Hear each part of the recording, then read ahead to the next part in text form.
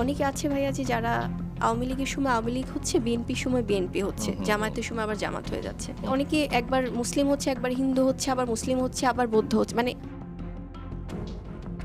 রাজনৈতিক প্রেক্ষাপটে আওয়ামী লীগের সময় আওয়ামী লীগ করে, আবার বিএনপির সময়ে বিএনপি করে। শুধু তাই নয়, ধর্মের দিকেও একবার ইসলাম ধর্ম অনুসরণ করে, আবার খানিকটা সময় পেরোতে হিন্দু ধর্মে ফিরে যায়। এসব মন্তব্যের মধ্য দিয়ে ফের প্রতিক্রিয়া দেখিয়েছেন শবনম বুবলী, আর তাও কিনা শিল্পী জগতের মধ্য দিয়েই। চলচ্চিত্রাঙ্গনে একমাত্র অপবিশ্বাসী ধর্ম নিয়ে বছর জুড়ে আলোচনা সমালোচনায় থাকেন। তবে কি অপবিশ্বাসকে উদ্দেশ্য করে চটেছেন বুবলী? এ বিষয়ে আরও কি বলছেন বুবলী? চলুন তার বিস্তারিত জেনে নেওয়া যাক। আওয়ামী লীগ সরকার পতনের পরেই অপবিশ্বাসকে দেখা গিয়েছিল বিএনপির পথসভায়, আর সেখান থেকেই একটা গুঞ্জন উঠেছিল যে দল পরিবর্তন করে বিএনপিতে যোগ দিয়েছেন অপবিশ্বাস।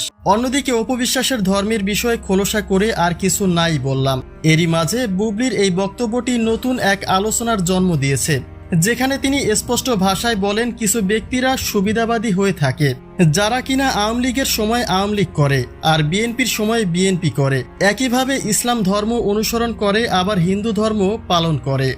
অনেকে আছে ভাইয়া যে যারা আওয়ামী লীগের সময় আওয়ামী লীগ হচ্ছে, বিএনপির সময় বিএনপি হচ্ছে, জামায়াতের সময় আবার জামাত হয়ে যাচ্ছে। অনেকে একবার মুসলিম হচ্ছে, একবার হিন্দু হচ্ছে, আবার মুসলিম হচ্ছে, আবার বৌদ্ধ হচ্ছে। মানে বুবলী সেখানে কারো নাম উল্লেখ না করলেও পরোক্ষভাবে জড়িয়ে যায় অপবিশ্বাসের নাম, কিন্তু বাস্তব অর্থে মোটেও তিনি অপবিশ্বাসকে উদ্দেশ্য করে কিছু বলেননি।